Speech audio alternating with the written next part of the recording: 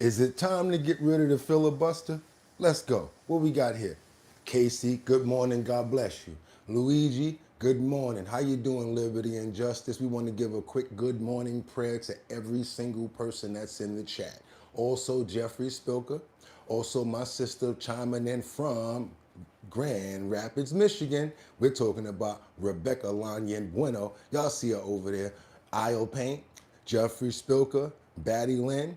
We have some new people that's in the building as well. I think her name is, was Gladys or something like that. Nina, good morning, everybody. Hope you're having a fantastic morning. Also, Sam Champion, VIP Auction Group. Other people that can't be here right now. Kendra Walker, amen. Let's go, you guys. Let's get it in. Let me see where we at right now. Okay, we still got time. Let's get that camera straight. Oh, did we do it? I think we did it. There we go. We good now, y'all. How y'all doing this morning? Whew, it's time to get into it. Y'all ready? I am. Had a good evening last night. Got our heading up. Let me check this audio. Get that restarted again. And I'm already knowing he ready to go. He about to get in front of me today. It's time to get it, y'all. It's Thursday, November the 6th, 2025. How you guys doing this morning? I see you, Mark Dorfman. I see you, Luigi. Good morning. How you guys doing? Let's go. Because I'm ready to go. And they're ready to go. It's time to start the show. I hope you're ready, yo, yo, yo, yo, yo, yo. Whoa. Good morning, everyone. We've got to wind it up, send the energy, wind it up. Need a little more time to wind it up. We've got to wind it up. Come on, baby. You can do it. Any second now. You ready? Because I know it's 6 o'clock somewhere. One more time.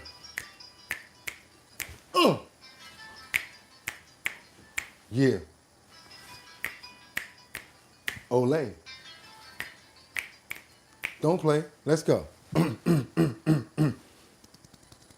Now we open up those pores. Hope everybody had a good evening last night, because I know I did. You want to open up those pores. Come on now. Come on now. Y'all got to open up those pores, you know? You know how we got to do it. We got to open up those pores to get them pores going. You know, we got the moisturization already going, so we got to open up those pores. Plus, we got to do the doom, doom, doom, doom, doom, doom, doom, doom, doom, doom, doom, doom. We ain't do it yet, doom, doom, doom. Can't touch this. Doom, doom, doom, doom, doom, doom. Doom, doom, can't touch this. Doom, doom, doom, doom. Doom. My music hits me so hard, makes me say, oh my God, thank you for blessing me with my 2 1 and 2 hype feet, and I'm going. That's touch, and this is the beat. What you can't touch? Doom, doom, doom, doom, doom, doom, doom, doom. Can't touch this. Doom, doom, doom, doom, doom, doom. Doom doom, can't touch this. Doom doom doom doom. Doom doom. Doom doom, can't touch this. Doom doom doom doom. Doom doom. Doom doom, can't touch this. Ain't no way I'm gonna start dancing around, waking my neighbors up, having them come and banging on my door, trying to do the 2-step and moving like Hammer right now. But you know what we do gotta do, right? Cause it's what? If pump that beat. Thursday, November 6th. That's right, y'all. It's 2025. I'm your host, Bugatti NYC, and this here's our bottom line, where we be talking about this and that and that and this and this and that and that, where we be talking about this and that and that and this and this and that. Just got me lit. My music hits me so hard, makes me say, oh my Lord, thank you for blessing me with mine 2 rhyme and 2 hype feet. I'm full. When you know you're good, super dope beat with the homeboy from the oak. And no such, and this is the beat, you can't touch. Doom, doom, doom, doom, doom, doom, doom, doom. Can't touch this. Doom, doom, doom. Do you want some? Nope, you can't touch this. Yeah, y'all, how y'all doing this morning? I hope everybody's feeling good. Take my energy, because you know how I do it. I try to give you guys all the energy in the morning to start your day. And we thank the Lord for a good one, for another one, because guess what? He didn't have to wake us up this morning. And y'all could have went anywhere, but the fact of the matter that you came here to chill with me, I appreciate you. So guess what? Guess what I got, y'all? I got a fully loaded clip. We got a lot to get into. And all I want to ask you guys to do is let's stay on point. Let's keep the topics in the comments exactly on point to what we're doing with the clips. Also, guess what? I got 5 on it. I'll be stacking 5 videos at a time. All I'm asking you guys again, let's just stay on topic. Let me know where you're chiming in from, what time it is, and where you're, like I said, what time it is, where you're chiming in from. You know why? Because I like to go and research the areas that you guys are from. Next thing you know, you'll say, hey, that's up the street from me. That's not too far. Like to make sure the community can actually engage all the way as much as possible. We go everywhere, you guys. Very important day. We got to talk about the new mayor. And as you can see up there, what I told you guys, you see that right there, right? That right there in the middle. I don't know if you saw it in the header this morning, but that's it right there, because I told you so. The Costanza effect. Yes, we have a new mayor in New York City, and his name is Zohran Mamdani. As you guys can see, there's a lot talked about with that, but you know what I got to do, right? I got a lot of work to do. I don't want to keep on playing and wasting time, because I know you guys are busy and you have a lot to do. So you know what I'm going to do? I got a fully loaded clip, and guess what? Let's get into these titles. Let's go, you guys. Let me get this audio back up. I saw it go. I heard it go down just now. I'm ready to go. Hope you guys are having a fantastic Thursday morning. It's time to get to work, y'all. We got the president here with some breaking news. He sounds off on the Democrats, calling them kamikaze pilots, and the government shutdown hits a record, 36 days now? Hopefully it'll be over this week, because guess what? It's almost time to pay the troops again. Let's keep on moving forward, you guys. Let's go. Let's keep it going. Malaysia, and they were actually terrific. So I want to thank you for that. I'm sure you'll get back to your normal ways soon.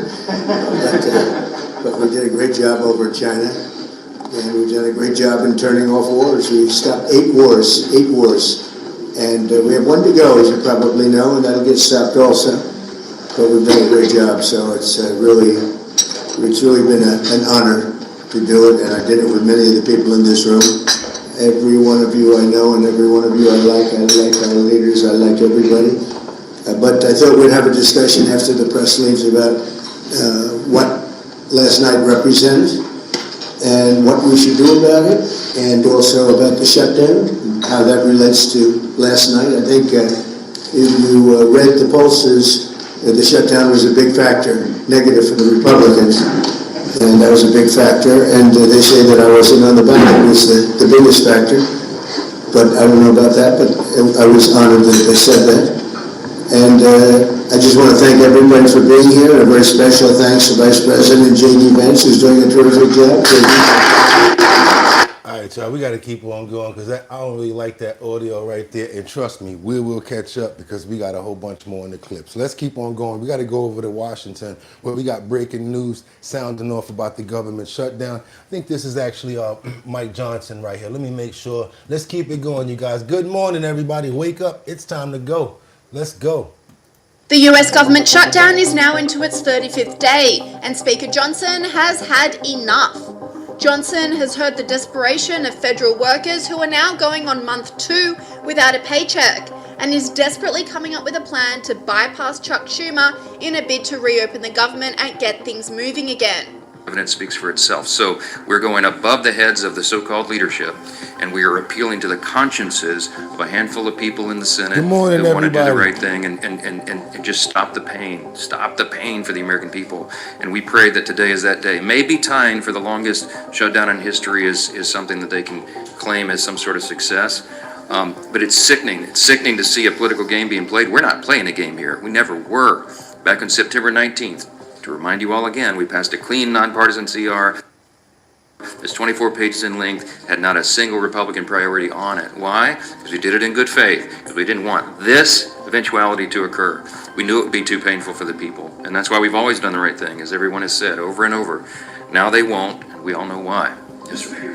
Speaker Johnson was forced to take extraordinary action after the Democrats today voted for the 14th time to keep the government shut. The yeas are 54, the nays are 44. 3/5 of the Senate duly chosen and sworn in, not having voted in the affirmative, the motion is not agreed to.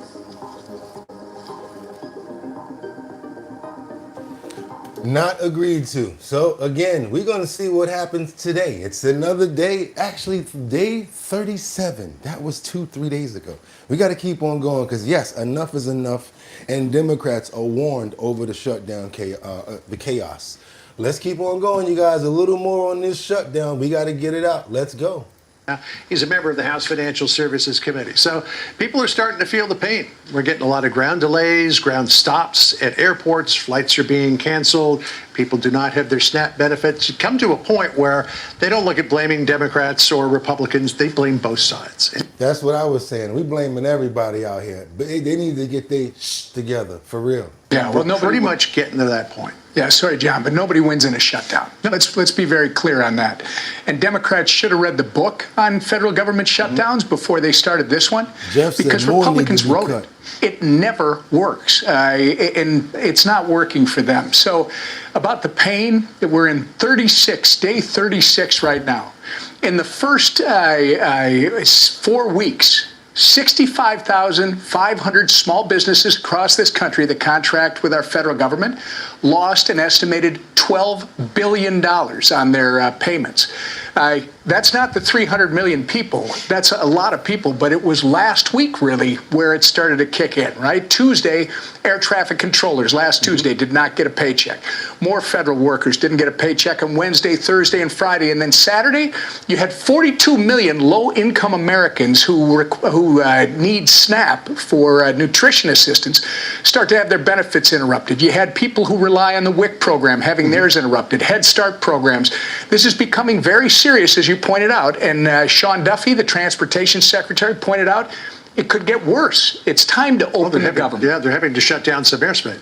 It's time to open government, but nobody seems to be moving in that direction. There was some thought the Democrats were waiting until the results of yesterday's election, where they appeared to do very well, to say, okay, we got that out of the way. Now we can talk about opening up the government again. Do you get any kind of sense that they're ready to negotiate? Well, John, first off, the Republicans have done what's necessary to keep the government open. We did it on September 19th. I understood that, but I'm talking about the Democrats. And now it's over in the Senate, and you're right. Chuck Schumer, there's a simple math problem, as you and Chad keep talking about. You got to have 60 votes in the Senate to pass something. We only have 53 Republicans, so you need Democrats. You need 5. Is there any movement? Well, we're going to find out yet in the next 24, 48 hours. Are you getting any kind of a sense? All right, y'all. See what's going on with that. And we got a little bit of information about, who's this? I think this is DeSantis. He's actually giving some information on Hannity about our new mayor, Mamzami. And one thing you're going to notice about me, I'm probably going to catch up on this in a little while, but I'm a little bit in the Costanza effect because I already knew that this was going to happen. Told you guys this about what? Actually, when Eric Adams started getting really shaky. I told you guys about this about 7 months ago, once he started becoming on the ballot. Then when he started lying about, free rent and supermarkets and stuff like that, I knew it was over because I know the people of my city. So basically, that's where I'm going with it. Do me a favor and double tap that screen and get those likes up. And that's why I called it the Costanza effect. Because you know how George Costanza, he's like, trust me, it's not going to go good. If I wanted to go that way, trust me, it's going to go that way. And normally when George Costanza says that, he's correct. So that's why I always say when it came down to the Zoran Mamdani effect, I was basically talking about the Costanza effect. And I knew that this was going to happen. So yeah, I'm not going to pull my hair out what little I have left and worry about what's going on. Just got to deal with it. With concern over potential victory for Zoran, as we affectionately call him, Kami Marxist Mamdani in New York City tonight. Well, some New York residents, they are threatening to flee Florida. A whopping 9% are saying they are about to leave if, in fact, Mamdani holds on and wins this race by a significant margin. Joining me now from the free state of Florida, Governor Ron DeSantis, my governor. Okay, I'm literally in tears. I'm having a hard time keeping a straight face, only for this reason. I have really funny friends, and my funny friends are sending me, one is a meme of the Statue of Liberty sitting down, smoking a cigarette. F it, I'm going to move to Florida. The other one has a picture of Mamdani, and it says, Realtor of the Year in the state of Florida. It's cracking me up.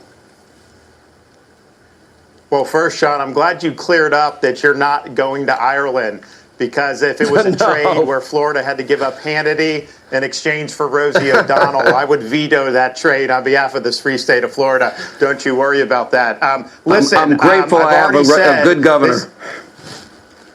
There you go.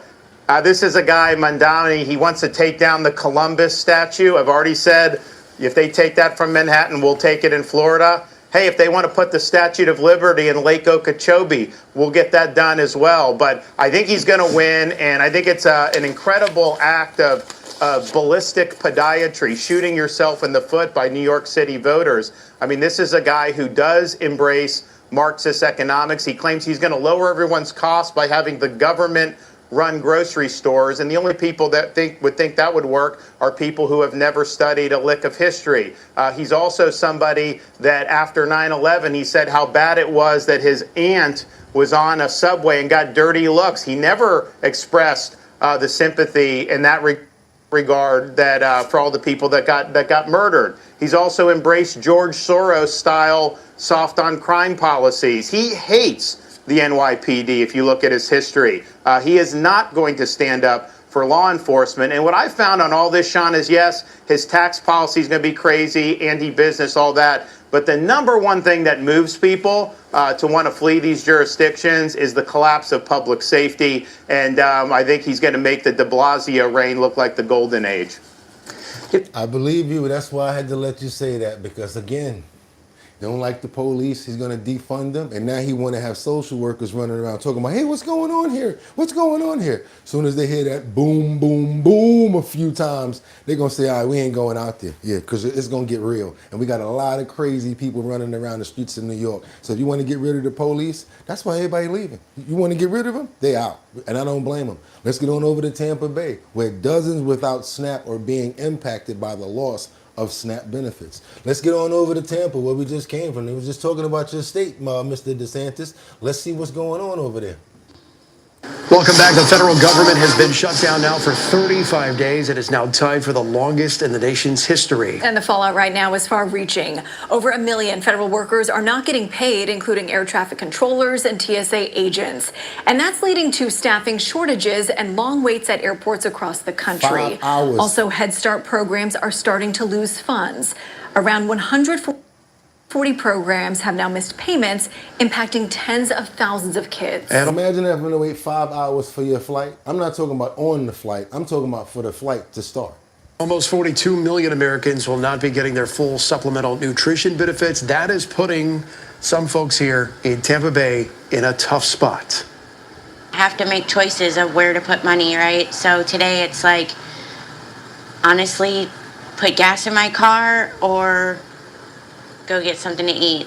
You know, I don't have the money to do both.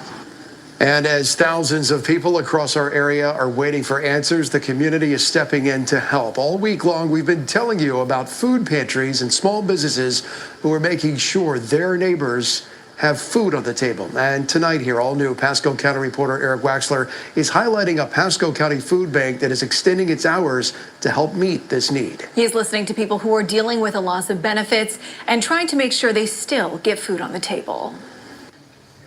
The government shutdown is hitting. Somebody said they only took 5 minutes to get through Orlando yesterday. Okay. All right, good. That's good then. Many Pasco County families hard, especially those who rely on SNAP benefits to put food on the table. And at the Volunteer Way, Jeannie Xantopoulos tells me she sees the need every day.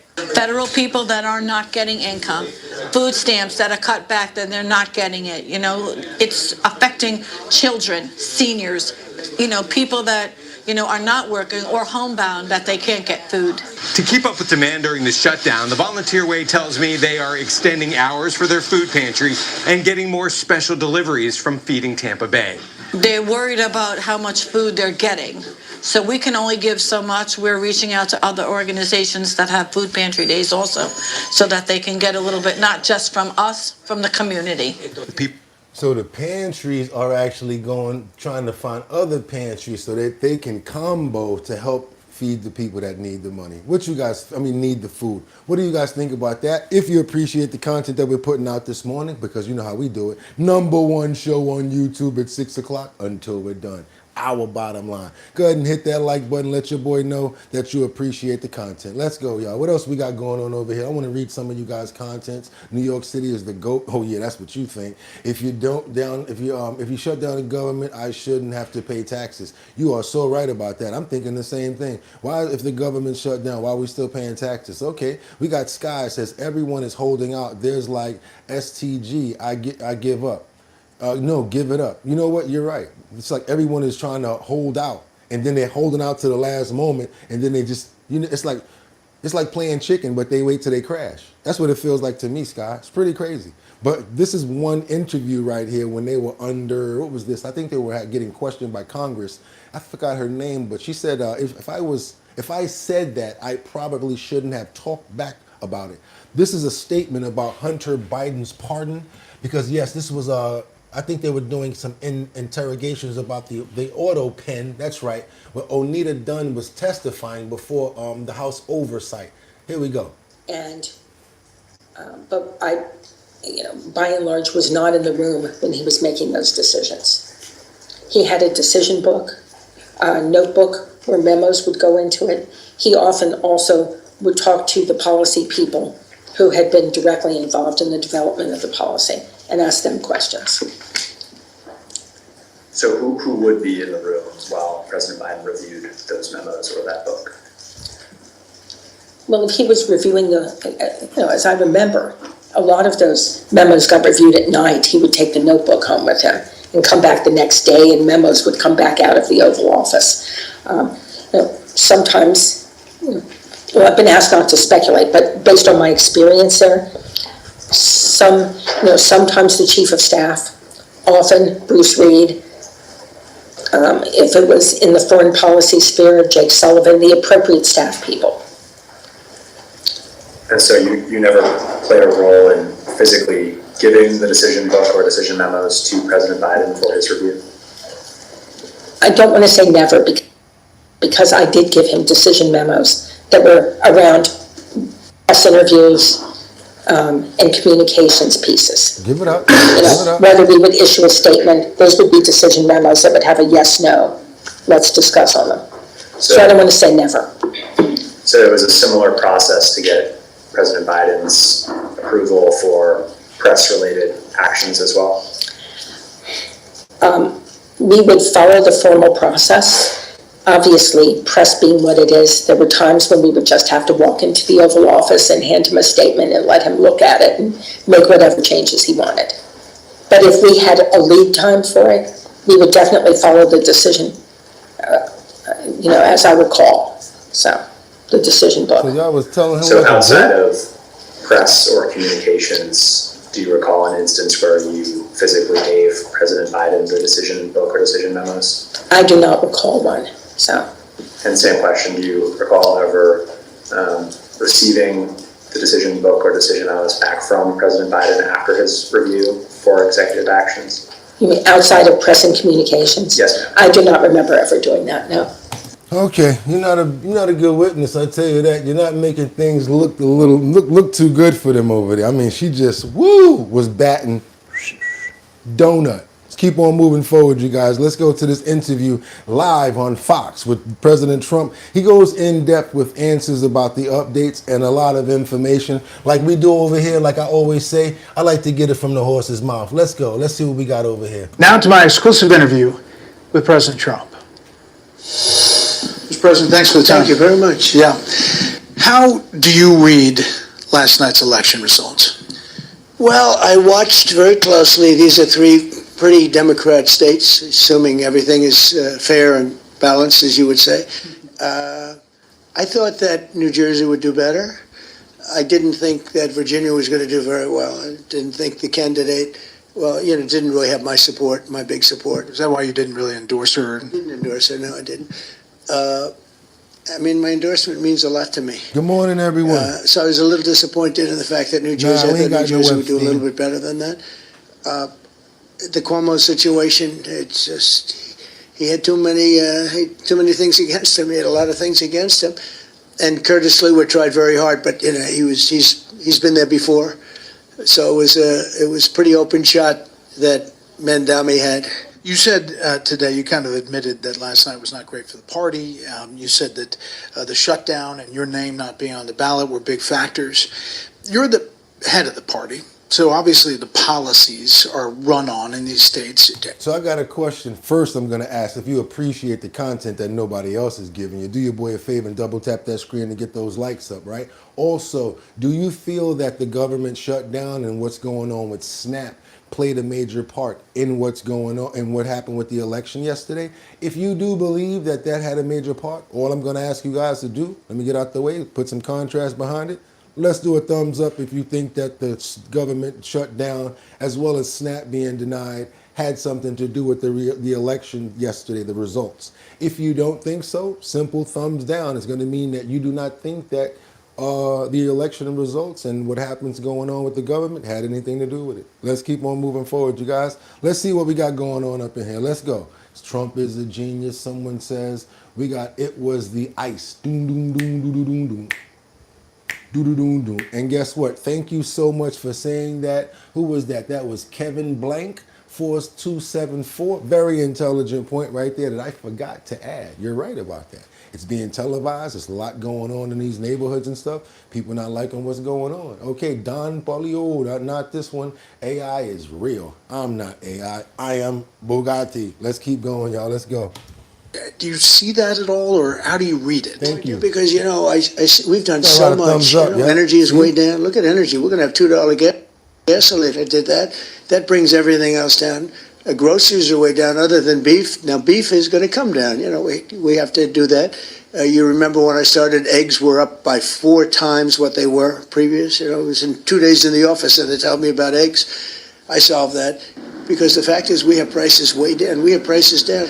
Our country's doing. James is right. James said it looks to me like the country is consolidating. Blue areas will get blue and red areas will get more red. Well, the stock market's hitting record highs like 48 times during my 9 months, and just a couple of days ago it hit another record high, like really record high. It's great. Now you see, I'm saying all y'all comments. Normally people be asking for money for saying comments and stuff like that, right? And I don't do that. All I ask for is the likes to make the ends justify the means. Thank you. I'm gonna stop doing this. Come on. And that equates. It's not just rich people. That's 401ks. I mean, that equates to everybody. And the country's doing very well, but as Republicans, you have to talk about it. Because if you don't talk about it, I saw that they kept talking about affordability. Well, Biden was a disaster with affordability. He had the highest inflation rate in the history of our country, but you have to talk about it. It's no good if we do a great job and you don't talk about it. And I don't think they talk about it enough. They have this new word called affordability, and they don't talk about it enough. The Democrats did, and the Democrats make it up because we took over a mess. Think of energy. Energy was so expensive, and now I have it down to half what it was. You're right about. As a Republican, you have to let people know that. You're right about people feeling it. When we talked about this interview happening, we had people reach out from around the country. Regina Foley messaged me, and she says she is retired in Greensboro, North Carolina. She is a registered Republican all her life. She voted for you 3 different times, but she is not happy about how her prices have not come down that she sees. And she said this, quote, "I want the Republicans to keep control of Congress in 2026, but something has to be done fast. I don't see the best economy right now. Wall Street numbers do not reflect my Main Street money. Please do something, President Trump." So I guess what do you say to Regina and people like her? I do say this, beef we have to get down. I think of groceries, it's an old-fashioned word, but it's a beautiful word. Beef we have to get down, but we've got prices way down. And think of this, energy. She drives a car, probably, and her energy prices are way down. And energy is so all-encompassing. It's so big that when energy goes down, everything comes down. Everything follows it. And I think we have to also make sure that there's not a lot of price gouging going on, because I do feel that where it's possible, price gouging is going crazy. I mean it, because people, they don't pay attention to prices. All they do is complain about it, and they just probably don't buy the product. We need to start going at those companies. Like, if certain things are going down, like the president is saying, why are you guys' prices not changing? And we need to be more vigilant on stuff like that, not just letting people do whatever they want to us. But no, we're just going to sit around and wait, get a little bag of potato chips that's this big with about 8 chips in it for 50 cents and be content with that. Got about 3 bags to get back to what a bag of Bontons was back in the day. Y'all know what I'm talking about. I'm talking about the Bontons, the real ones with the lady with the bonnet on her head. I'm going back to the real days with the real bags of potato chips. Where the Bontons at? Those were some real potato chips. Let's keep on moving. I'm gonna get off the potato chips, but I'm gonna say one thing. Go into the store, any store that you like. I'm not talking about people in rural areas. I'm talking about people in New York, Chicago, any major city. Go look at the potato chips and you're gonna see how bad things are. Bag of potato chips is about the fun pack, the little trial size now, those are 50 cents. The ones that are this big, they're $2.29, and you're gonna get about 16 chips in there. Keep on moving forward to this manhunt underway for this suspect in this Harvard. I can't say what he did, but I'm gonna show you guys what he did because it happened in Harvard, and let's get on over there. Let's go, let's get it.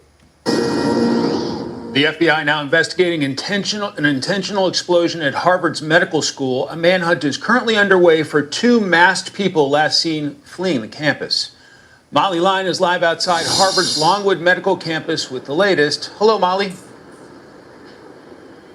Good afternoon, Mike. You know, after this explosion occurred, which was really in the very early morning hours on Saturday, just before 3 a.m. in the morning, the responding officer to the scene, a Harvard University police officer who was coming here to look into a triggered fire alarm, did see those 2 people fleeing the scene. They managed to get away, but these CCTV images were captured and released by Harvard University as detectives are appealing to the public for help identifying these masked people. The Boston Fire Department, their arson unit, responded to the 4th floor of the Goldenson building. This is right in the Harvard Med campus in Boston, and determined that the explosion appeared to be intentional. So the $6 for a bag of potato chips? Are you serious? FBI is now joined, part of a broad team working the case. The Boston Police Department swept the rest of the building. No additional devices were found. If this is not just a one-time thing, obviously that's scary. Nerve-wracking here for the people in this community. Thankfully, no one was hurt as a result of this incident. As I mentioned, the FBI, part of this investigation, the Harvard University Police Department, all part of a team. So that's university, local, state, federal authorities looking for these suspects. Mike, back to you. And coming up are the people that I fear for in the city, in certain boroughs like Manhattan. Not even, I might as well just go there too. The Bronx, definitely. Bronx gonna feel it more if they do get rid of more police. I'm talking about it's gonna be bad in the Bronx. Brooklyn, it's gonna be bad. Queens, whoo, that's the lineup city right there. You try to get rid of these police, you're gonna get more things like this happening. Y'all can call me fear-mongering, but I've been living here for over, 30 years. I know what's going on. And here we got is a situation with this lady in the Bronx. I can't even say the words. Still nabbed 17 times by an attacker. She's fearful now because he out walking the streets. Get used to it. That's New York. But y'all want to come here, my country family. I can't wait to get to New York. For what? Because we trying to get out of here. And I hope y'all watching. Stop is 5th Avenue. Police say a 42-year-old man riding a southbound 7 train found himself surrounded by a group of 7 young men, possibly teenagers up to no good. Sources say it all started around 1 Tuesday morning when the victim got off the train here at Grand Central Station. Apparently, one of the men asked the victim to use his vape. When the victim refused, that's when the men went on the attack. They stole his cell phone, but the victim somehow managed to get the phone back. That incident does sound concerning. The assault left the victim battered and bruised. He was rushed to a hospital in stable condition, while police continue to look for the men responsible. While the police continue to look for the men responsible. That's how they do it, you guys. It might as well be a television show or a sports cast where they say, let's go to the videotape. because they never know who did it. And then when they do come around an hour later,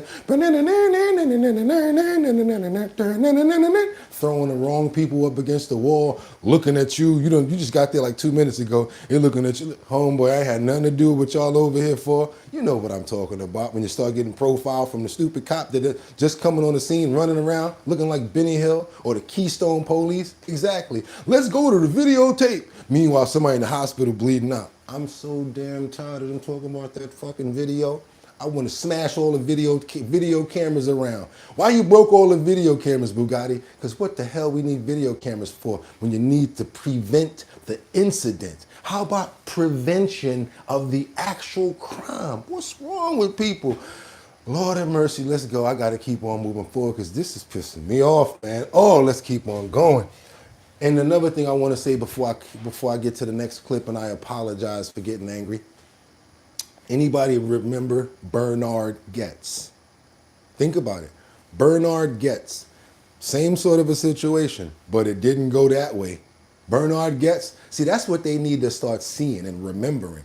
Bernard Goetz, look it up real quick. Hit up Bernard Goetz in that Google, and you guys will see what I'm talking about. Them 7 to be like, oh, we ain't messing with nobody no more, because Bernard Goetz did the King of New York scene. Let's keep on going on it. The city says year-to-date transit crime is down. Lies. For the month of October, down more than 14%. These are the numbers that you do not pay attention to at all. Don't listen to them. Listen to the people in the subway. Hell with these numbers. Compared to October 2024. Whatever. Use the 7th local train. Still, random incidents like what happened to the 42-year-old have some passengers questioning the numbers. Others say the system is safe. I do feel safe. I take only the 7, maybe 7, 8 stops.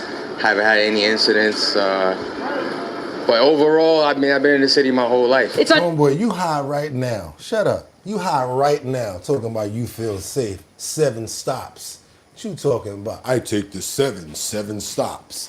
After you done hit that ganja a little bit, of course you feeling fine. Let's keep on moving forward because Elon Musk is in what's they said? He's in several other companies and he starts to release the robots. Yeah, the robots is coming, y'all. Anybody ready to have a robot in the crib, cleaning up for you, cooking and all of that? No, oh, no, I'm sorry. 17, the lady that got still snapped 17 times. We got to show that clip. I apologize. It's a very important scene here because this is what I fear for the city. This woman who survived a brutal stabbing says that her attacker is walking free. News 12's Natalie Hernandez spoke with the survivor outside of Bronx Criminal Court, where she faced the man who nearly took her life. Kiana Bryant, who stands at only 5'1", is a fashion model who has a resilient spirit. I'm here, I'm surviving these wounds. She's also a survivor, showing up at Bronx Criminal Court to face the man who she says stabbed her 17 times. Her former neighbor, Manola Talbert. I'm going to continue to fight, and I will not be silenced. Bryant says Talbert attacked her, even with an order of protection in place. He now faces charges including attempted murder, assault, and robbery. I got 3 stab wounds in my head, in my lungs, all my arm. My family can move my arm a little bit. The Bronx DA's office says they requested Talbert be held behind bars, but a judge granted supervised release over their objection. Bryant says she lives in fear now knowing that he's out, but she's determined to keep fighting for her justice and for other women who feel unprotected. I'm just healing and focusing and trying to get back to me because I really miss me. Talbert is set to appear back in court on December 1st, and Kiana tells me she's just focused on healing, and she...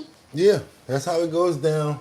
Oh, Bugatti's fear-mongering. Blah, blah, blah. Blah, blah, blah. Yeah, you don't know. I caught it in the Bronx too, huh? I caught it in the Bronx. Caught it in the Bronx. Right there. Yeah. Caught it in the Bronx. Caught a bad one. I hope I don't get violated for that. But yeah, I caught it in the Bronx. Minding my business. Next thing you know, surrounded me. Yeah. And all I heard was tink, tink, tink, tink, tink. As they were swinging them at me. But I got next to a pole. And I'm not going to brag. But I gotta go right now because your boy nice with his. So all I'm hearing is tink, tink, ting, ting, ting. So I'm catching them. Boom, bap, caught one. Put him down. Looking at my joints like, thank you, Lord. Caught one with the left. Boom, when he fell, I said, oh my God, I know you with me now. I'm talking about like a scene from a movie. This one of them ran at me with like a stick, swung it. I ducked down, boom, jumped up, caught him in the temple with the stinger, boom, grabbed the joint before he fell, caught another dude, boom, and ran up out of there. Had to grab my side, took my sweatshirt off, ran to the precinct. Telling you guys I can make a movie out of the Bronx, for real, for real. So the stuff I tell you guys about, I really don't be able to tell you the other side because it's a little bit graphic. Promise you everything that I said was real. I got the scars to show it. Keep on moving forward now to Elon Musk, as he was in several other companies, are starting to release their robots. Let's keep on moving forward, you guys. The scars that we accumulate through life are like the tracks of our lives that show the paths that we went down. As long as we can survive and go through them, it's okay, because some people have mental scars, physical scars, and different types. Keep on moving, y'all. Welcome back. 2025 becoming the year of AI, seeing a wave of deal making and record evaluations in the space. Now that excitement spilling into a new boom of humanoid robots. Companies across the world ramping up production, securing billions of new funding to roll out these robots. Tesla aiming to build 5,000 Optimus bots this year. Chinese companies BYD and UB Tech targeting mass production by 2026. Some of these robots now priced below $10,000. Palo Alto-based 1X Technologies launched Neo, a humanoid already up for pre-order. Joining me now is Moonfire Ventures founder Matthias Jungmann. Matthias, you've been investing in AI and robotics for years, and you are looking at all sorts of different things. First, tell me about robotics and robots. Do you think people will have their own robot assistant in the years to come? Absolutely. I think we're already seeing robots enter into our lives in a sort of quiet way. We don't notice it really. We have them, today in our household when it comes to obviously at the very basic levels of, vacuum cleaners and lawnmowers. But like, I ain't even gonna hold you. I love that little, what's it called, the iRobot, the one you press the button and you let it sweep the crib. That robot is off the chain. It be bouncing into something. But I'm gonna tell you guys the truth. I do think it's kind of like that commercial. What's that little robot? I think it's got people with cameras in that thing. When I be cleaning up the crib, and all of a sudden they be like, it starts sweeping and it's coming around. I be like, yo, how come that thing knows where I'm at all the time? I go in another room, here it come. I'm like, yo, what if they really got those? You saw the commercial, right? Where there's people back at a main computer watching everybody in the crib where all of those robots are at, the iRobot. You know what I'm talking about, right? Because I have one. You could kick it and make it move and go to other different places. But imagine if they're really watching us through those little robots and stuff. That's crazy. now we're building these humanoid robots that are generalized, are able to do lots of different types of work. And like you said, the costs coming down, the capability of the hardware is there. And then we have an AI revolution happening, which means that you have the brain of the robot, which means that it's building its own capability. So they take AI and put it inside the robot. Oh my God, y'all better not let me get two of those, because we coming to the Bronx. And I'm gonna teach them all types of karate and physical tactics. We gonna be kicking some ass. I'm gonna be like, over there, stop that crime. They're gonna be like, get over here. Boom! We're gonna be stopping crime with the AI robot force. That's what we're gonna be called. I'm gonna be out there like this. Dun, dun, dun, dun. Let's go on over. We gotta keep on. We gotta go on over to Erica Kirk, because she has a message for Jimmy Kimmel. I don't know if you guys heard this message the other day, but Erica Kirk, she's stepping up, she's making her voice be heard. And this is one that came from an interview that she had. I want you guys to hear this because it got pretty deep.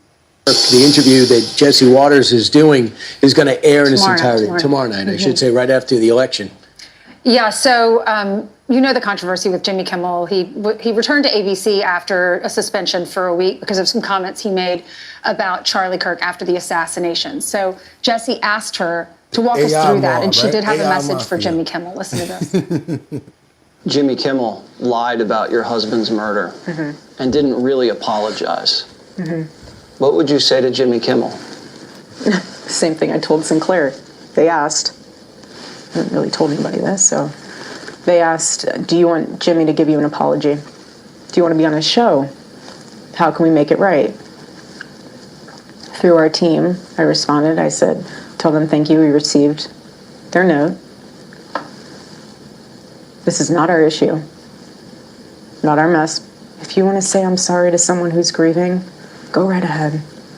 But if that's not in your heart, don't do it. I don't want it. I don't need it. Great response. But I'm amazed with her grace, though. She could have went for blood. She could have said, you know what? I want him off the network. Yep, I don't think he should be there. The way he villainized my husband, even in his death, but she didn't do that. She said, if you want to do an apology, let it be sincere. If not, just don't do it at all. Yeah, let's walk through the timeline of what happened. And Jimmy Kimmel just did not let up after the assassination. And here's what really led to his, I guess, week off. Ended up in the beginning, he says this. With all these terrible things happening, you wouldn't think our president would at least make an attempt to bring us together, but he didn't. On the 15th, he wrote in his monologue, he says, the MAGA gang desperately trying to characterize the kid who murdered Charlie Kirk as anything other than one of them and doing everything they can to score political points. By the way, That was couldn't be more. That was totally false. But he says he has a team of fact checkers to make sure it wasn't false. Well, you have to fire your team of fact checkers because that whole premise was false. I like that. Oh, y'all go ahead through the timeline and then I'll. So you got the 16th, he says in his monologue, many in MAGA land are working very hard to capitalize on the murder of Charlie Kirk. Brutal. I mean, that's a brutal, what a horrible thing to say. So the FCC chair on Wednesday, September 17th, FCC chair warns ABC Disney, suggesting he would take action over Kimmel's comments. All right, so then they pull him off the air indefinitely on that Wednesday. Then on Tuesday, like a week later, Jimmy Kimmel Live returns on the air on ABC. Some affiliates decided to boycott. They weren't going to air. So Sinclair next. Got to keep on going, you guys. As you know, I was trying to really work on reversing this yesterday, and I figured a way to do it. But we just got to cast from another a device, not my phone, and then I'll be able to reverse that other device, and we'll be able to see the text from now on. And that should be getting taken care of within a week's time. You know I don't be playing. I'll take care of it myself. I don't ask for any donations, anything like that, because I won't get them any damn way. Keep on moving forward, you guys. But I would appreciate if you give me some likes and double tap that screen to get those likes up, because we got a lot going on over here for you. I have a bunch more information for you, especially right now. Please don't leave. Don't take that personal. I really want you guys to see this story because it's coming out of Arizona, where we have a well-known Arizonian chef who's been found guilty of murdering his wife and his kids. He finally goes to court to see what he's gonna get. And I want you guys to see this right here because he was very famous. I don't know if you guys ever heard about this chef before, but you're about to hear about him now. Really long standoff. We're standing in the parking lot near some officers, and suddenly we hear flashbangs go off and the unmistakable sound of gunfire, bullets whizzing by. One officer in this gunfight got hurt by shrapnel, either from a bullet or from something else.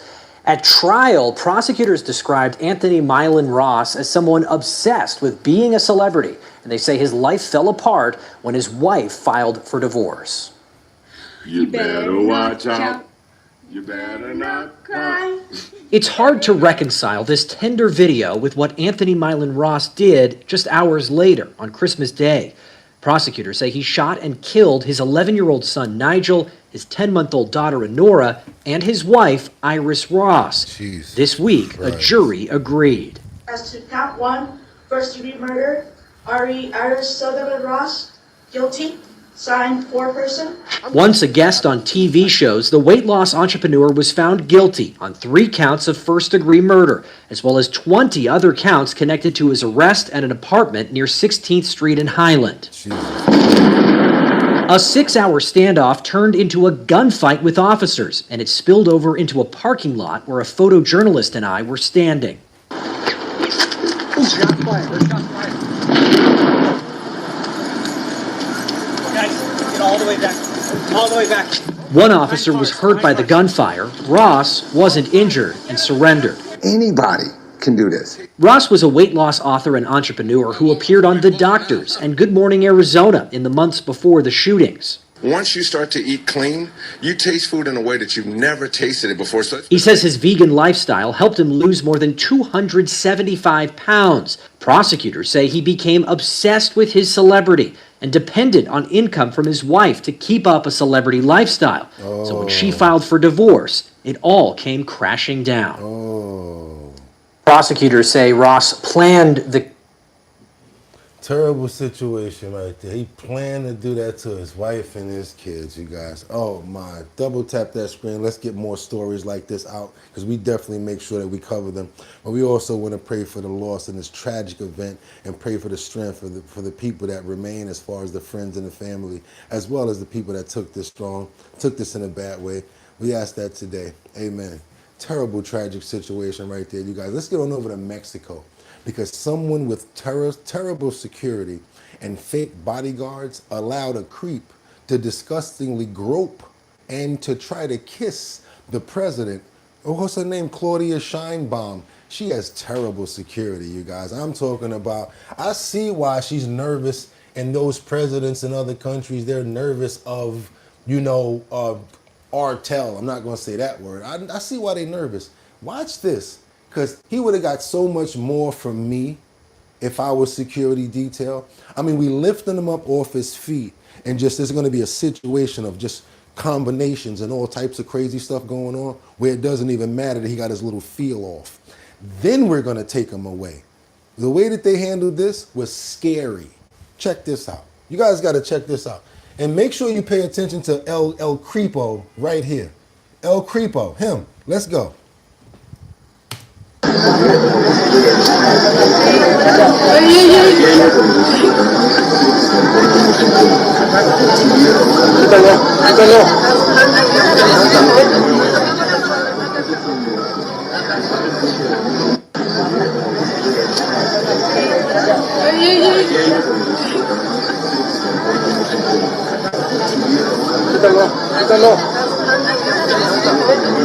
Sometimes she trying to stay all political and keep face or whatever like that, you know what I'm saying? But where the bodyguards at that just come and lift him off his feet and snap him? I don't know. Y'all caught, maybe I'm wrong or whatever like that. But if those people can get that close to you, imagine what the Artel can do. You see what happened to the mayor yesterday. Talking about get rid of the Artel and fight back. Went to the side 5 minutes later, put his son down. Tap, tap, tap, tap, tap, tap. He was gone. Yeah, gone. Pues que vivo este episodio de... I experienced the episode of harassment. De acoso, realmente. En el momento realmente At the estaba yo moment I was talking to the other people and didn't realize con otras personas, no me doy cuenta. What's happening immediately. Because you're not supposed to realize it's going on. There's supposed to be security around you. You're not supposed to have it happen. De inmediato llega Juan José, que es... Juan Jose, who coordinates the entire support team. Now she's going to praise this thunk tonight for doing absolutely nothing. Quien coordina todo el equipo de ayudantía. Lo mueve y hasta después que veo los videos me doy cuenta. It was only that a few videos that I saw that I understood what had really happened. You know what, Claudia? I ain't going to say it. I'm not going to say it. I'm not going to say it because, kind of put your arm back on the guy. You know what I'm saying? So I could be, maybe I don't know what the hell I'm talking about. You know what I'm trying to say in the comments, huh? But I ain't going to say it. One of y'all can say it for me. Because you don't want to say like you was mad about him putting his hands on you. So what does that mean, you guys? 1 + 1 = 2. Keep on moving forward to San Francisco. Terrible, tragic story right here. I ain't praying for that. I'm praying for her to get some more sense and better security. But we're going over to San Francisco where an elderly woman got attacked while exercising. And this man was found guilty of what he did. Let's keep on going forward, you guys. Oh my God, she ain't realized what was going on. She ain't got no husband. She must not be getting no action, huh? Let's keep on going. I know people go, why are you going to say that? Victim shame. I'm leaving it alone. New at 5, the man accused of fatally beating an 88-year-old woman known as Grandma Wong in San Francisco back in 2019 has now been found guilty. There you go, Mike. KTV's Christian Captain joins us live from San Francisco's criminal court. And Christian, that suspect was found guilty of murder and nearly 24 other crimes against people of Asian ancestry. Yeah, exactly right. That defendant pleading not guilty, denying responsibility for more than a half dozen instances, including the murder of Grandma Huang. The vicious attack in January 2019 in Visitation Valley on 88-year-old Yik Oi Huang, known affectionately as Grandma Huang, sent shockwaves through San Francisco. Grandma Huang died from her injuries about a year after the attack. Police arrested Keontae Gathron, now 25 years old, and said he was responsible for a spree of attacks on teens and elderly people of Asian ancestry. Gathron denied the allegations and wound up representing himself in court, and now a jury has found him guilty of murder and numerous other charges. Anytime you hear that, trust me, always know that the result is going to be bad. How many times you ever heard somebody say they defended themselves and they got away with it? Dun dun dun. Let's keep going, y'all.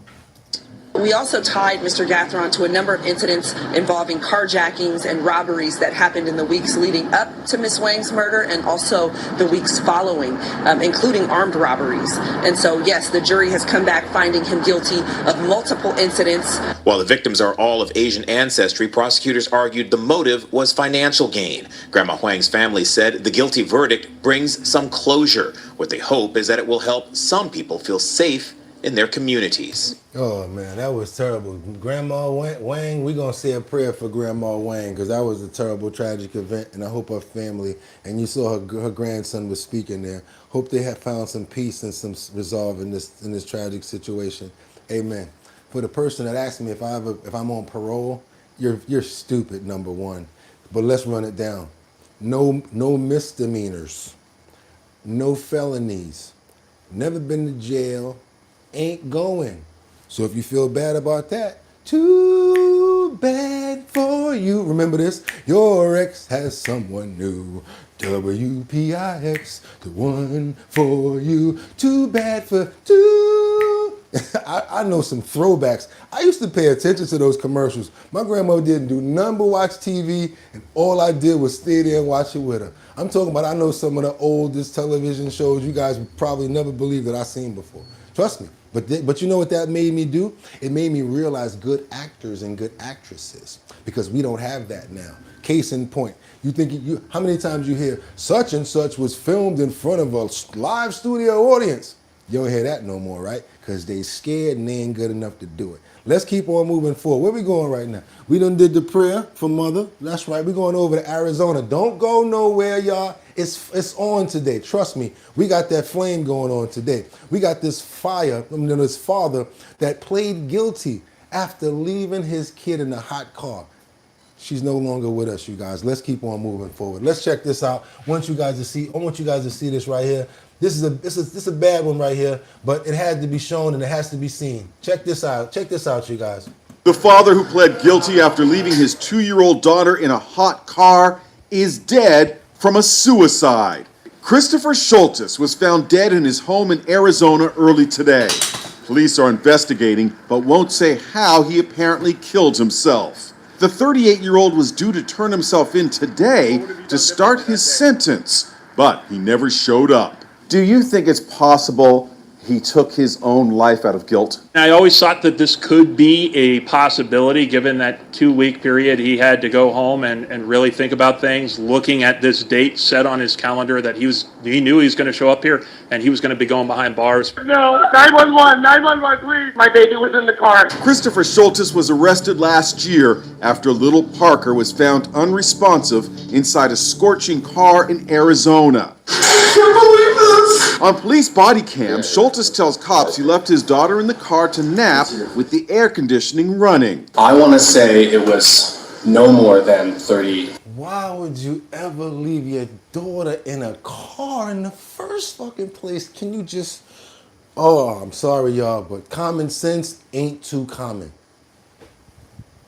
45 minutes. But cops say the father had to know the air would shut off automatically after 30 minutes. His wife, Erica, who's a doctor, found Parker after arriving home. Today I spoke to Lindsay Eisenberg, the former legal guardian of Christopher Schultes' daughter from a previous relationship. Do you feel as though he escaped justice? In a sense, yes. He was selfish. He didn't want to pay the price for his crime. He should have got his ass whooped, straight up and down. I don't care what nobody say. Hell with having them going back and forth talking about, oh, come on back for sentencing. No, come on now.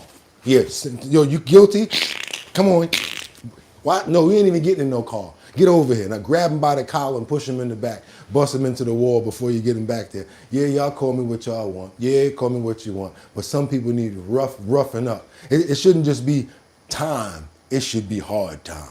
Let's keep on moving forward, you guys, because people like that, wood chipper. I bet you, I guarantee you, I probably missed it, but I know wood chipper in there somewhere for him and for the other guy that did that to his son and his wife. Wood chipper. On slow, how some of my people say it. Wood chipper on slow. Double tap that screen. Let's get these stories out to let more people know about this stuff that's going on. Let's get on over to this Huntington train station stills nabbing situation where this attacker, he may be linked to other incidents. And this is overseas, but yo, we about to get into it. It ain't over. Oh boy, y'all thought the show was over. That light went out, but I done dragged another one over because we got to keep on going. Let's get it. The police are now investigating whether 3 knife-related incidents in Peterborough on Friday and Saturday are linked to Saturday evening's attack on a train travelling from Doncaster to London. 5 victims remain in hospital. Nick Johnson has the latest. Anthony Williams, accused of attempting to murder 11 people. Now, we brought this story out last week where we saw the police running down the train station, and this guy, that's who was in the train car doing this. In 2 separate attacks. Onlookers jeered and pelted his prison van as he was returned to custody following his first appearance at Peterborough Magistrates Court yesterday. The 32-year-old is accused of attempting to murder 10 people on the LNER train that was forced to stop at Huntingdon Station on Saturday evening, and later assaulting a police officer, as well as the attempted murder of a man at Pontoon Dock DLR station in East London in the early hours of Saturday morning. What's more, Cambridgeshire police knew about 3 other incidents involving knives in the hours before the attack on the train. On Friday at 7:10 in the evening, a 14-year-old boy was stabbed in Peterborough city centre. Crazy. At 7:25, a man was seen with a knife at Ritzy Barbers in the Fletton area. The next morning at 9:25, he was seen with a knife in the Barbers again, but he'd left by the time police had arrived. Seem like they got the same kind of Benny Hill police that we got over here, huh? Y'all keeping y'all name, huh? Y'all own the Benny Hill, so you might as well keep on having the police acting the same way. Get in there after the fact, too late when people are already victims. Talking about, let's find the video. Damn video. Let's keep on moving forward, you guys. Double tap that screen. Let's get those likes up, because now we got to go. This is crazy right here. The next one I'm about to show you, oh, y'all left? Too bad, because the ones that left, ooh, they about to miss the banger right here. Let me ask you guys, let's try to get some more people over here, because this one right here, I really want more people to see.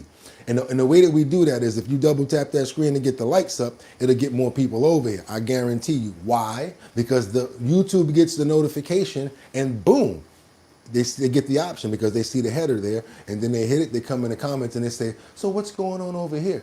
That's because you hit that like button. So that's why I like to explain that to you guys, because it's not just, oh, share, like, da-da-da-da-da. No, it's a lot behind it.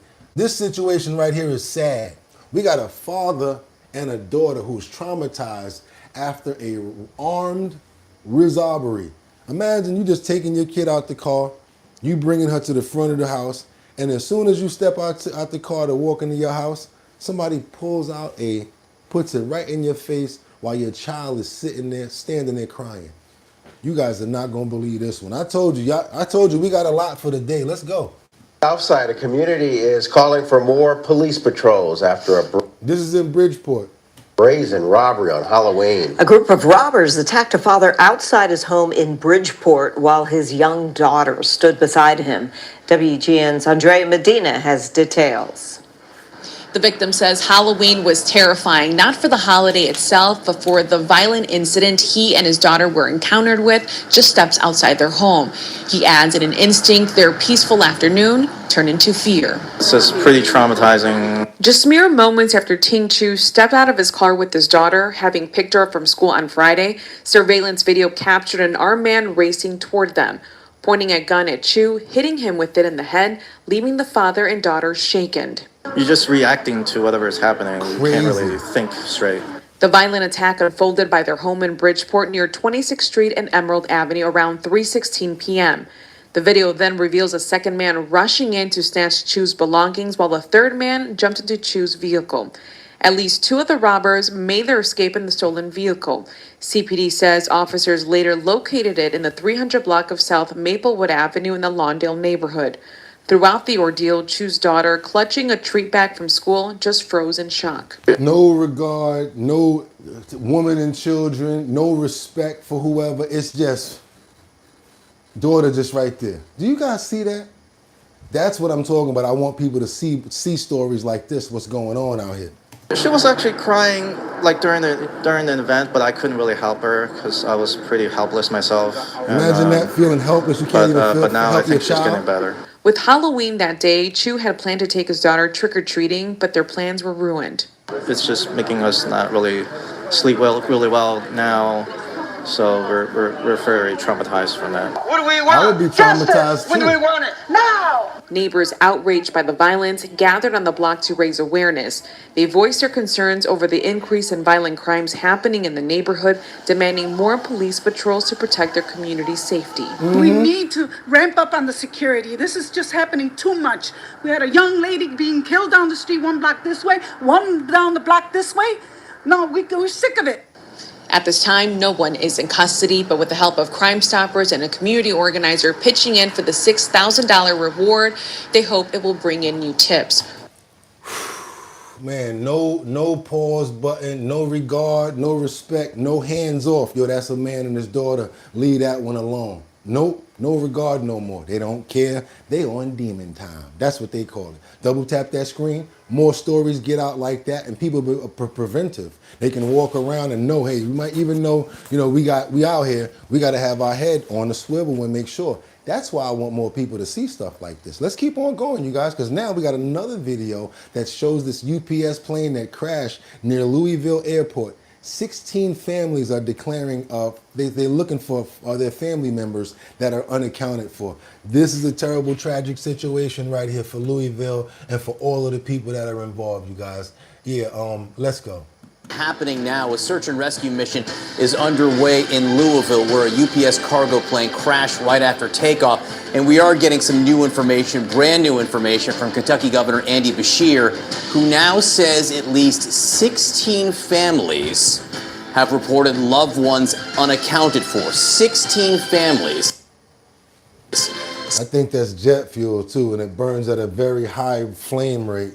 Say they can't find their loved ones. Now, before the governor said that, we knew at least 7 people were believed dead, but the governor now says that death toll will likely rise. The plane tore through multiple businesses near the airport, among them a petroleum recycling plant that had tanks full of propane and oil.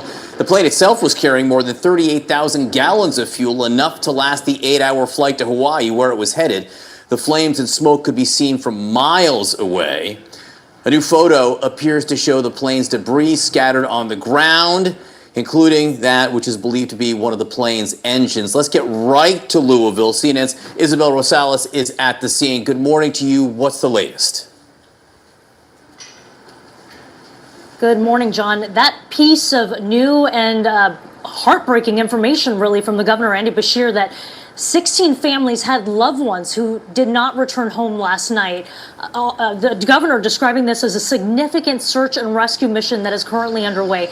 Now, as that mission is happening, so too is this investigation here at Louisville Muhammad Ali International Airport with an NTSB GO team set to arrive today. These are the people that are going to be in charge of conducting this investigation, of finding a reason for this crash. And they've got a lot of work ahead of them, John, from looking at forensic evidence on the ground, including pieces of the covering of the engine that we saw from aerial footage from our affiliate WLKY sprawled out across the runway, to new overnight images where we saw, as you mentioned there, a whole entire engine seemingly there on the ground. Another critical piece here is all of this footage that's coming in from surveillance footage, surveillance cameras, including this critical piece of footage showing the moment that this UPS plane is taking off, struggling to take off, and then we see that fire starting to spew from what appears to be the left engine. Now, well, that's because it came off. The wing came off. I'm gonna show you guys right now. Let's get into the details of what happened. Let's go. After being cleared for takeoff, a large plume of fire in the area of the left wing occurred during the takeoff roll. The plane lifted off and gained enough altitude to clear the fence at the end of runway 17R. Shortly after clearing that fence, it made impact with structures and the terrain off of the airport property. A post-impact fire ensued, which covers approximately almost a half of a mile. Now, we have viewed airport CCTV security coverage, which shows the left engine detaching from the wing during the takeoff roll. This and other videos, along with evidence we are finding, are a very valuable asset to our investigators in helping us hone further which areas we were going to be focusing on as we move into further days of the investigation. You have been watching the NTSB briefing there with Member Toddyman talk about that. Oh, God. You guys see what happened? I try to get as much coverage on that right there because, yes, it's a terrible and tragic event right there. That plane could not clear.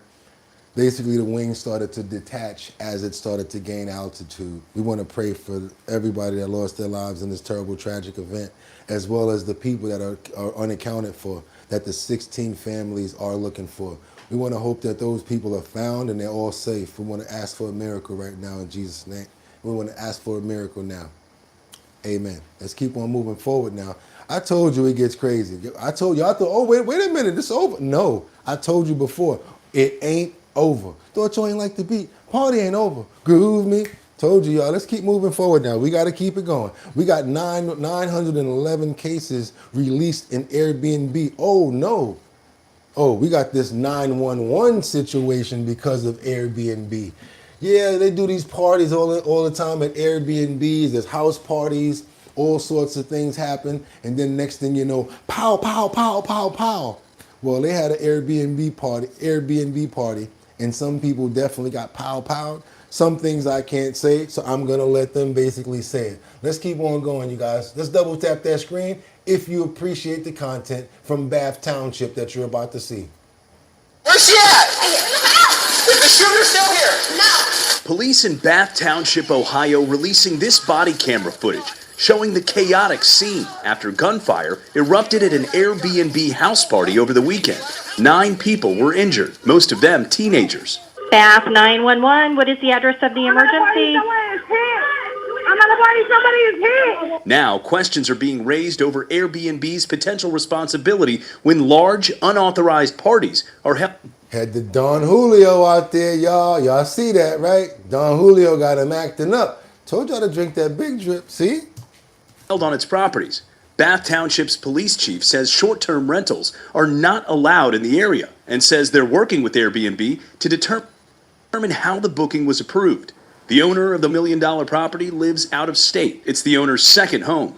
She was unaware what was happening with this particular party. Obviously, she's very concerned about the implications of what happened here. Airbnb saying unauthorized and disruptive gatherings are strictly prohibited on Airbnb, and our safety team acted immediately to remove the account of the individual who deliberately broke those rules by booking this stay. The company says it works to prevent incidents like this by screening bookings for party risks. Yeah, well, you ain't screening that one good enough because it was going down. You didn't screen the one for Pop Smoke. You didn't screen the other one that the other artist got caught with. Y'all guys got to be careful messing around with those Airbnbs because just as convenient they are, once you let your address get known, you're sitting out there like a sitting duck. Let's get on over to Ohio, Northeast Ohio to be exact, where law enforcement were warned by this D-Rug event, deadly as fentanyl. This thing right here is stronger than the Fetty Wap. That's what they call it, y'all. That Fetty Wap. When you hear somebody say Fetty Wap, they're talking about that fentanyl. So yeah, let's go. Let's check this out. I want you guys to see this right here. Where we at right here? No. Did I show you guys that already? No, I didn't show you that. Wait a minute. Hold on a minute. Okay, no. I can't wait because if it ain't there, I got to keep moving forward. We got to go to Point Coupe where 2 girls were thrown from a Ferris wheel and rushed to the hospital. This is very important too. I'm going to look for that other story, but we have other stories that are just as important, and they got to get their time to shine. It starts now. The State Fire Marshal's office investigating tonight after 2 girls were thrown from a Ferris wheel and another was stuck. Good evening and welcome to 9 News at 10. I'm Dee. And this is why I do not get on no ride. I'm good. What on a cyclone and all of that? No, thank you. When I was little, I got on a cyclone and I was so short that I started coming up out the seat. I had to hold on for dear life. That made me say, you know what? I'm good. I used to try to be like, oh, you know what? Maybe I can get over the line, act like I'm tall enough. Let me tell you, short people, if you're short like me, just own it, because it could be saving your life. Don't be getting on no rides where the lines say, if you're not taller than this, don't get on the ride. Don't try to walk up there like this. Hey, how you doing, sir? Yeah, okay, I'm good. No. Stand your height, because it might save your life. I'm telling you. Neon Guillory. All this happened at the New Roads Harvest Festival. But as Riley Kramer reports, the girls were dumped out of that cart from about 15 feet in the air.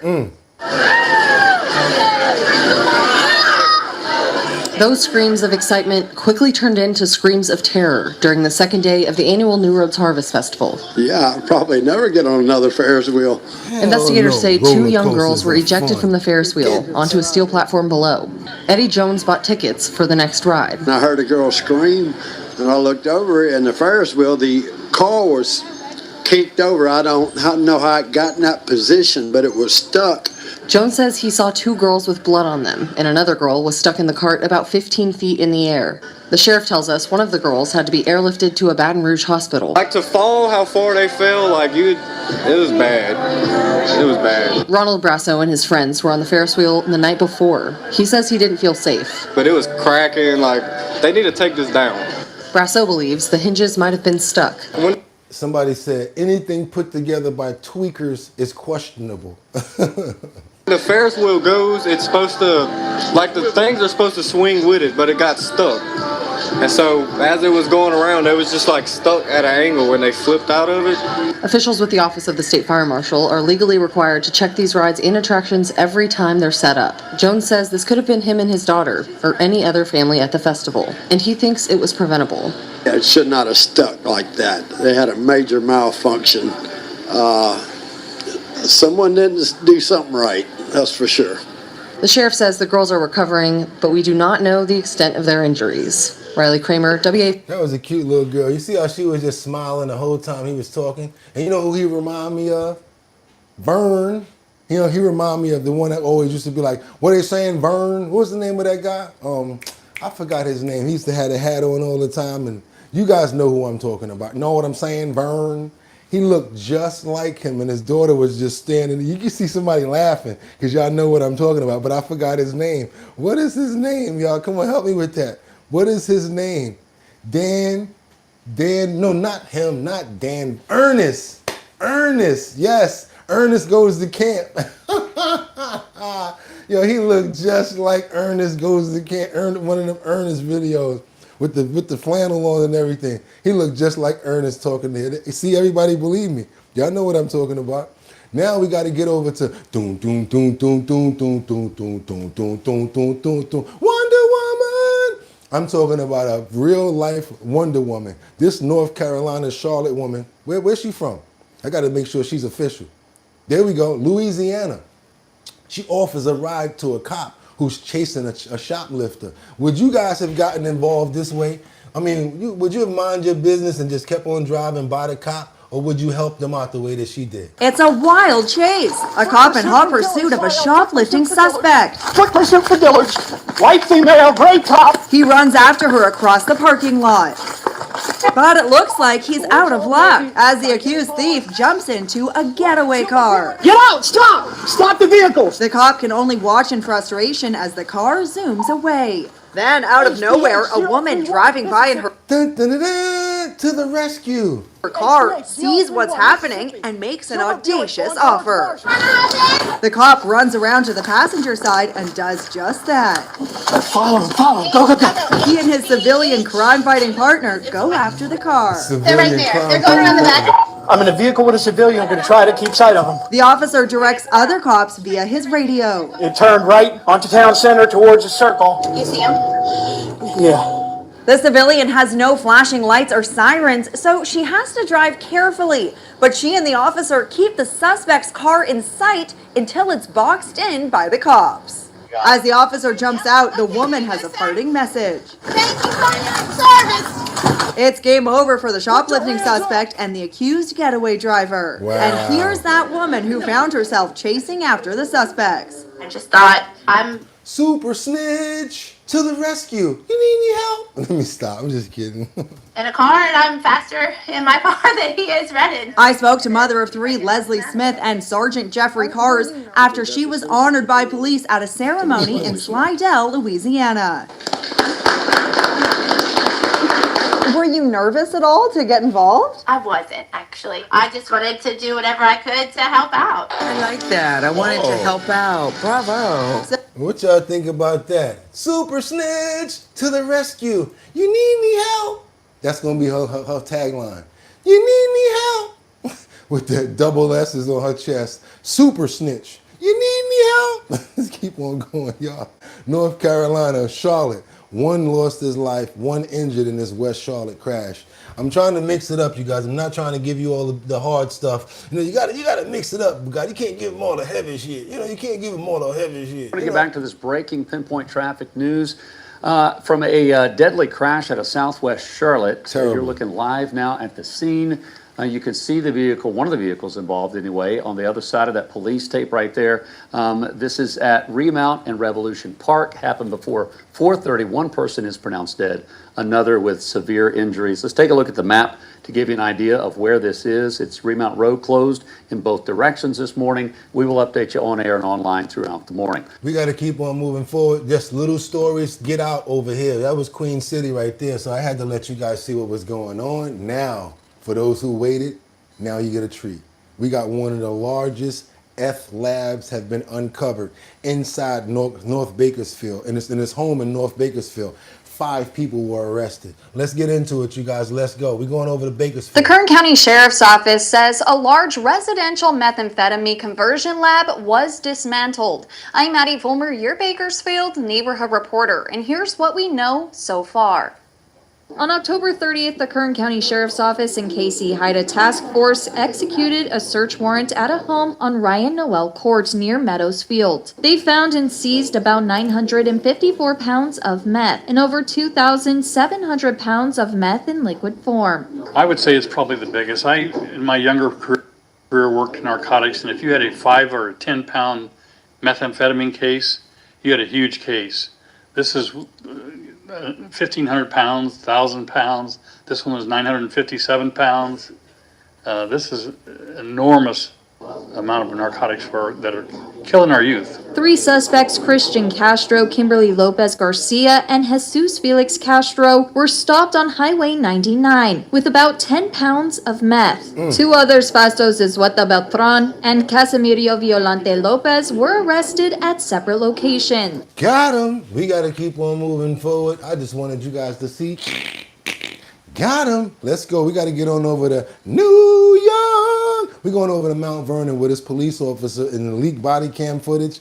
Yeah, watch this right here, you guys. I ain't even going. Yeah, watch this. He's been identified in this body cam footage right here in New York. Check this out. Details on a Fox 10 investigation that involves potential policy violations by a police officer in Mount Vernon. Last week, we showed you leaked body camera video of a controversial arrest. And tonight we have late reporting on who the officer is and what's happened since we broke that story. All right, our Natalie Williamson in the studio now with this one. Natalie, you still haven't heard from Mount Vernon's mayor. Yeah, that's right, Lenise and Cameron. But earlier today, I was able to confirm the officer's name, and the town's attorney tells me since our investigation aired last week, the officer is now under internal investigation.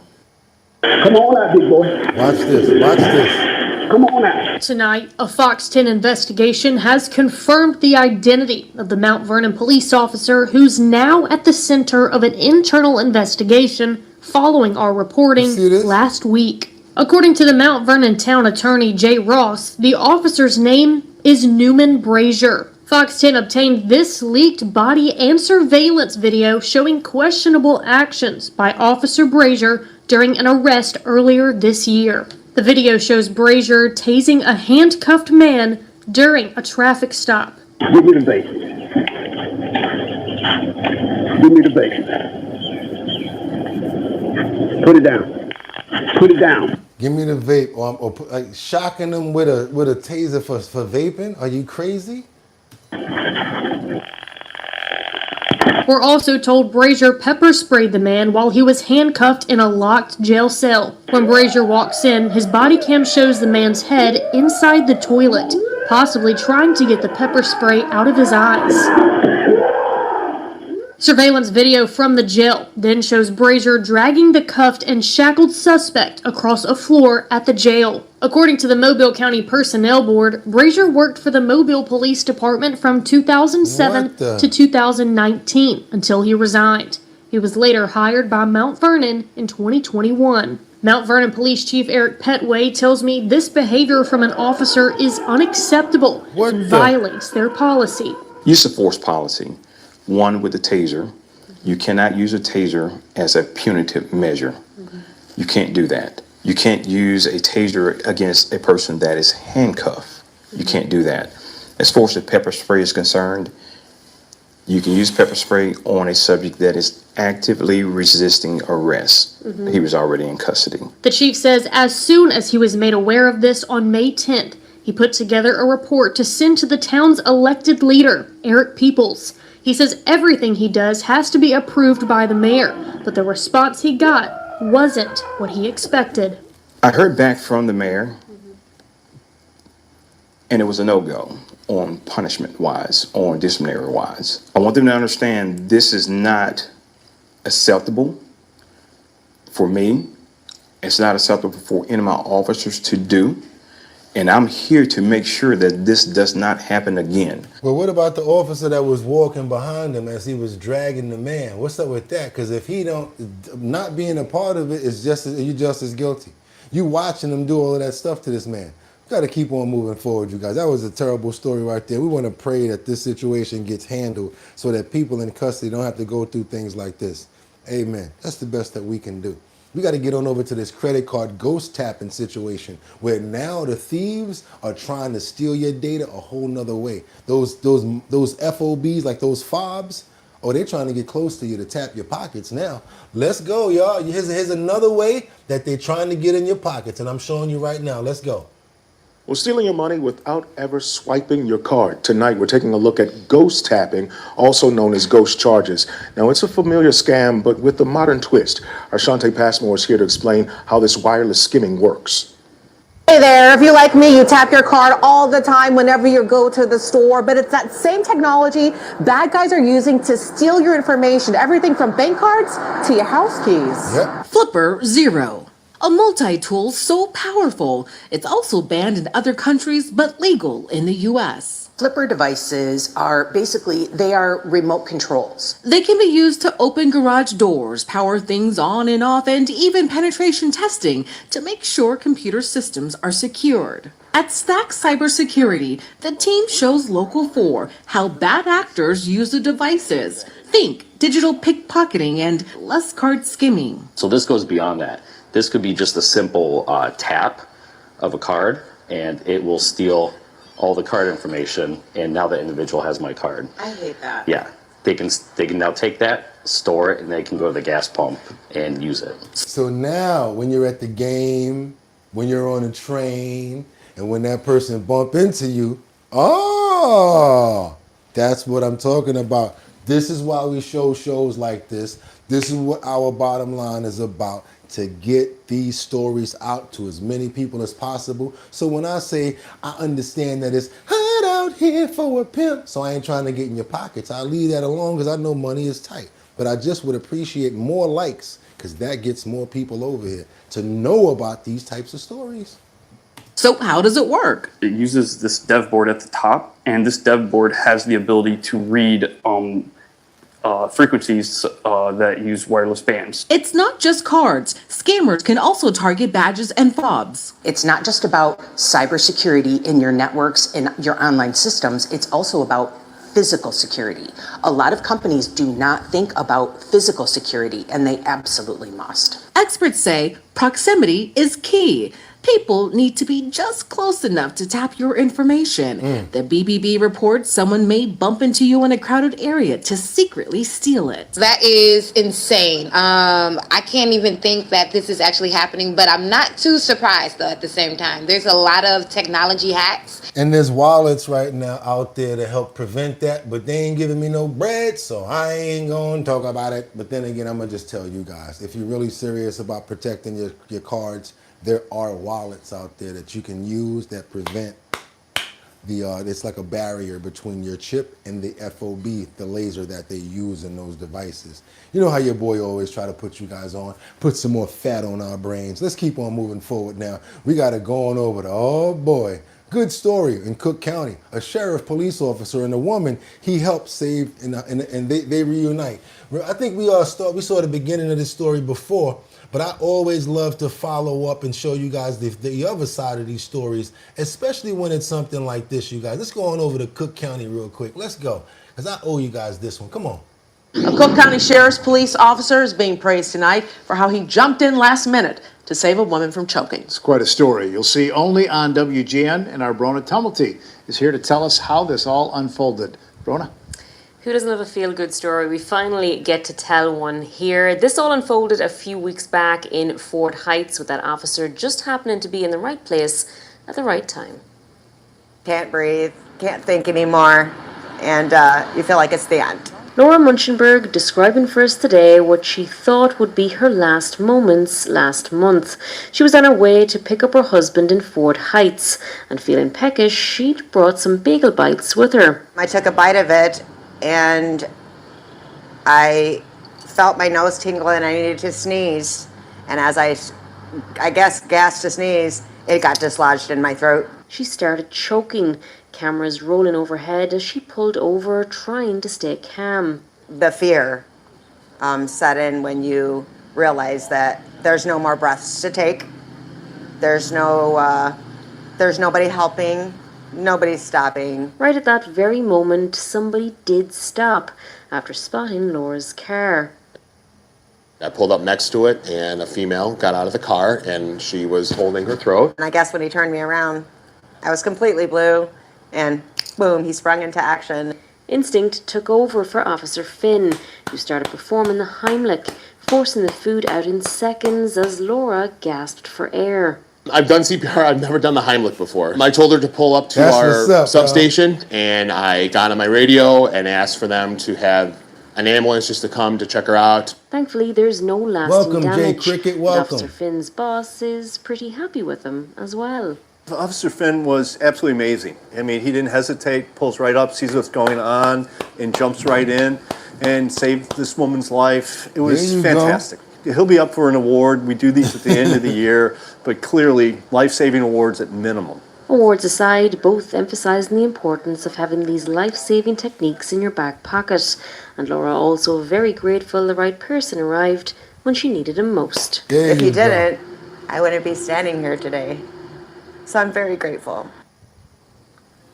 See, we got some good stories to report. It's not always the bad stuff. You know, we try to get some lemons out of a lemonade is what we do. We get the lemons and we squeeze them until they lemonade. You get what I'm saying, you guys? Let's get on over to this other story that I really want to give you guys an update on, because we broke it right here, where this furloughed IRS worker is doing what? He's selling glizzies in D.C. amid the government shutdown. And he doing kind of good, to the point where he said even if he go back to work, he gonna still be selling glizzies, y'all. At first glance, this Washington, D.C. hot dog cart looks like any other. 17 flat. But Shyster's Dogs is the new cart on the block. Shysters. Isaac Stein opened it at the end of September as a fun weekend project. It's a culmination of a childhood dream. The tongue-in-cheek name is a reference to Stein's day job as a lawyer at the Internal Revenue Service. A shyster is a a lawyer that uses deceptive or fraudulent practices. It's part of my shtick, and the irony is that everything about the stand was done correctly. I also really try to treat people well. When the IRS furloughed Stein because of the government shutdown, he turned his side hustle into a full-time gig. When people hear that I'm furloughed and they're doing this, they seem pretty stoked on it. And I'm very, if I feel like I'm connected with the community and I can provide a service, that makes me really, really happy. Now Stein and his hot dog cart are, well, on a roll. The line of customers hungry for his Red Hots keep growing. He's become a bit of a local celebrity. I'll be here tomorrow for lunch, man. Thank you. Stein keeps Shyster's dogs simple. There's the only choice with brown mustard and sauerkraut or a hot dog with the wrong toppings. Just two choices. Either or, that's it. It's entirely my own personal preferences. There's no game of hide the ball. This is how I think it should be done. Stein says his venture turns a profit, with customers even driving from Maryland and Virginia to his hot dog cart. Obviously, the government shutdown is terrible, but some people turning it into a positive is great, and it's nice to see. Stein says he'll head back to the IRS when the government reopens. We know you like hot dogs, and you know Bugatti. I'm going there. You know he like glizzies. But Shyster's dogs will remain as a weekend business. I'm just trying to bring people joy and to make them laugh and smile. And if one person a day laughs at my menu, that's wonderful. For now, Stein can be found right here, building community one hot dog at a time. The funny thing is he's not professional at doing it. He knows he's not, but he don't care. He's the Shyster dog man. That's what he's out there to do, and that's what he's going to do, you guys. That's what he's going to do. All right, y'all, it's time to get on over to this elephant right here who basically chose her human. So cute. Check this out. Love, exciting and new. Yeah. Why is everyone using ninja transfers? Yeah, it happens sometimes. We get a commercial here and there. It's definitely killing them. You got me.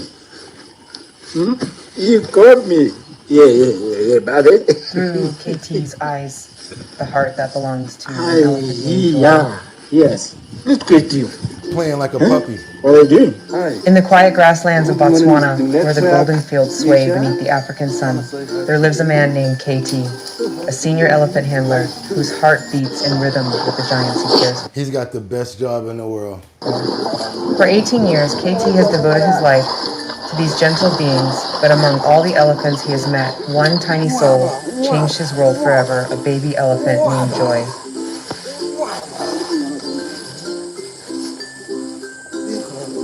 I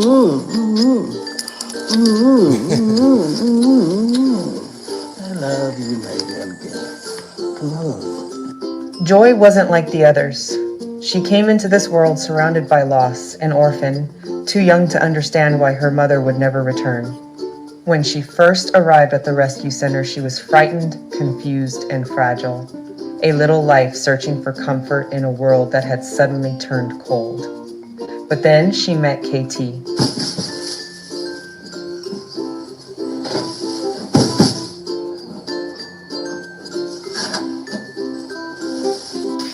From the very beginning, Joy was different. She didn't trust easily. She was selective, cautious, and sensitive, as if her heart still remembered what it felt like to lose someone she loved. She chose her people carefully, and once she did, her loyalty was unwavering. You see this? KT noticed it from the start. She wouldn't let just anyone feed her or touch her, but when he came close, she didn't back away. She simply looked into his eyes, and in that quiet moment, something passed between them, a silent promise that she was safe now. He's got the best job in the world. That's all I can say, y'all. I know I always say it, I can't wait. Somebody asked me, what am I going to do? How am I going to retire? I want to retire like Ace Ventura, Pet Detective, with the animals. Ah! One of my favorite movies, of course, Ace Ventura, Pet Detective, or When Nature Calls. One of my favorites, you guys. So if you want to make some money, all you got to do is hit that link in the description, fill out a survey, and today you can make up to $450. You guys will make some money, and I'm going to make some money too, because they give me a little something when you guys finish off the surveys. So go ahead and get in there and do a survey. Also, Trying to promote your business, you're a lawn doctor. I don't know what you do as far as your business. Maybe you make sauces. I don't know what you do. But if you're trying to get your business out there, we can help you. Because I think today we got about 60,000 subscribers. And that would be fantastic. If not today, sometime this week, because we coming for that 60 and then we going to 70. That's right, you guys. If you want to promote your business, send over your promo to us. Just got to be a member or subscribe to the channel and make sure that you send it over in a 1080 by 1080 size frame. We're going to put it in the post notification area so everybody can see your promo and what you got going on. That's basically going to help you out and get you more eyes on your business. And guess what? We want to give a shout out to Sam Champion, who always shows love with that dollar. Sam be like, I got $1 on it. Sam, let me tell you something, bro. If I had $1, if everybody had $1 the way you show up, I'll be chilling right now. That's what I'm saying. Because all you need is one. If everybody gave me $1, I'd be good. But for now, we're going to just be optimistic. Because guess what we got coming up? We got that Show Your talent search. And that's going to be in Staten Island, you guys. It's going to be on the 15th. That's right, the next following Saturday with myself, BOOGOTTINYC. That's me right there. And my DJ. That's my DJ, DJ Don Dada, formerly of Black Ink Crew. We're sponsored by Big Drip Hard Punch, the 4-pack. There you go right there, you guys. If you want to be a part of this Show Your talent search, where you can have a chance to win $250, that's right, $250 in Manhattan, Bronx, Brooklyn, Queens, and Staten Island, all you got to do is come on to the Time to Wine location in Staten Island. That's going to be on the 15th. We want to see you there. Whatever your talent is, we want you to show us, because boom! Y'all remember that from A Living Color, right? Funky Fingers Productions. Boom! That's where I got it from. I'm just going to tell you straight up and down. You're going to win $250 at the Staten Island location. Once we get everybody together, Manhattan, Bronx, Brooklyn, Queens, and Staten Island, we're going to bring everybody to one central location, and everybody's going to compete with each other to go for that $1,000 on the top of it right there, you guys. That's the way we're doing it. It's called the Show Your talent search, sponsored by Big Drip Hard Punch. I'm going to be the host. That's what I said. If you guys want to be a part of this, all you got to do is go to the website, www.drinkbigdrip.com. Big Drip is spelled with 2 G's and 2 P's. Again, www.drinkbigdrip.com. And if you're in Staten Island, come on out to the Time to Wine location. We already put that up in the post notification. Have a drink, chill out, show your talent, make sure you're over 21, and we're going to do it. My DJ going to be there, DJ Don Dada. The commercial's coming up today, so everybody's going to be able to see it, and that's how we do it over here. What else we do? We give those prayers for closing, and we're going to pray up for Rebecca Lon Yen Bueno, my sister chiming in from Grand Rapids, Michigan. Liberty and justice, how you doing, Batty Lynn? I see you over there, Sky. Thank you so much for always being you, because that's all we ask for, and you always keep it 100. Who else we got up in here? We got Batty Lynn. How you doing, Batty? Love to see you. Hope you're doing really good. And again, VIP auction group. What's your name? Sam Champion. Can't forget about you no more, my bro, because you always hold it down. Luigi, Jeffrey Spilker, and everybody else. Just want to make sure you guys know that we pray for you every single day, and we hope that you stay safe, and we look for you to do great things. Amen. That's right, you guys. Today, Thursday. I know you guys are happy because it's one more day to Friday. Go ahead and get your weekend on. It's about to start. I already know. But once we get to this weekend, it's going to be my turn. Tomorrow, Friday, turning up at the same time, 6 o'clock. Make sure you be here because we're going to have another banger, and that's how we do it. And y'all already know y'all could have went anywhere. But the fact of the matter that y'all came here to chill with me today, this Thursday, I appreciate you. So until tomorrow, get 'em! Peace. 1.